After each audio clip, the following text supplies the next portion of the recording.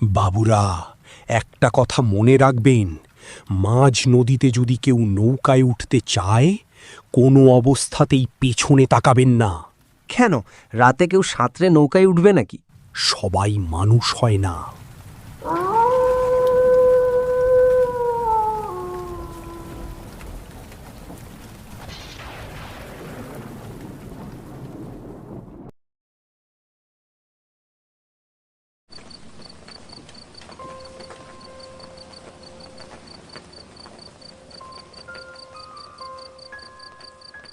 এই বৃষ্টিতে এক কাপ চা না হলে আড্ডার মজাই নেই।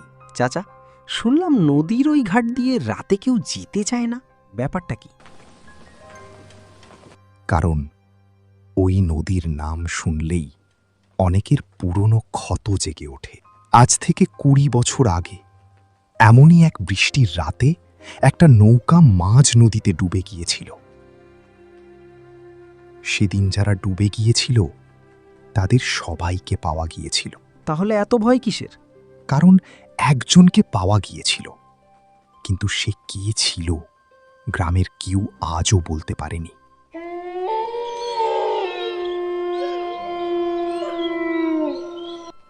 সেই যাত্রীর নাম কোনো তালিকায় ছিল না।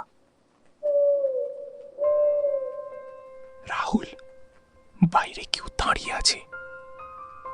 এই সময়ে কে আসবে?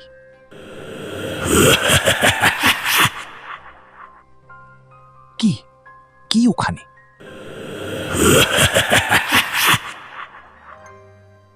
রাহুল, দেখ, এগুলো তো দোকানের ভেতরের দিকেই যাচ্ছে।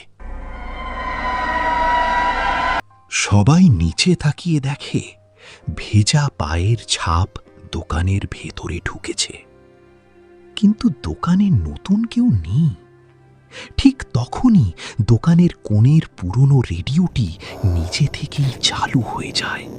রেডিও থেকে ভাঙা কণ্ঠ ভেসে আসে, শেষ যাত্রী এখনো অপেক্ষায়। রেডিও হঠাৎ বন্ধ হয়ে যায়। দোকানের সবাই স্তব্ধ। আজ থেকে ঠিক 20 বছর আগে শ্রাবণের এমনই এক রাতে এই গ্রামের 5 জন মানুষ হাট থেকে নৌকায় ফিরছিল। হঠাৎ মাঝ নদীতে কুয়াশা এত ঘন হয়ে গেল যে মাঝিও নদীর পথ চিনতে পারছিল না।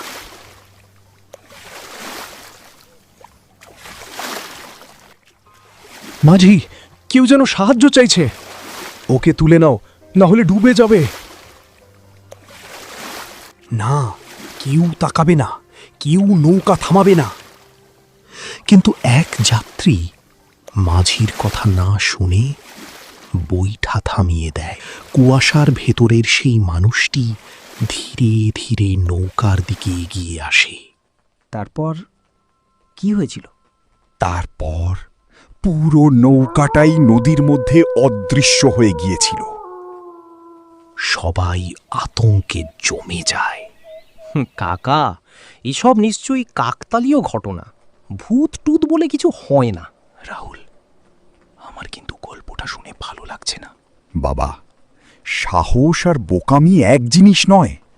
রাত বাড়ছে, আজ নদীর দিকে যেও না। আমি নিজের চোখে না দেখে কিছু বিশ্বাস করি না। যদি যেতেই চাও, একটা কথা মনে রেখো, নদীর মাঝখানে যদি কেউ তোমাদের নাম ধরে ডাকে, কোনো উত্তর দেবে না। আর যদি খুব পরিচিত কারো গলার মতো শোনায়, তবুও না, কারণ যে ডাকবে সে তোমাদের পরিচিত মানুষ হবে না। চল সুমন, আজই দেখা যাবে সত্যি কি আছে ওই নদীতে।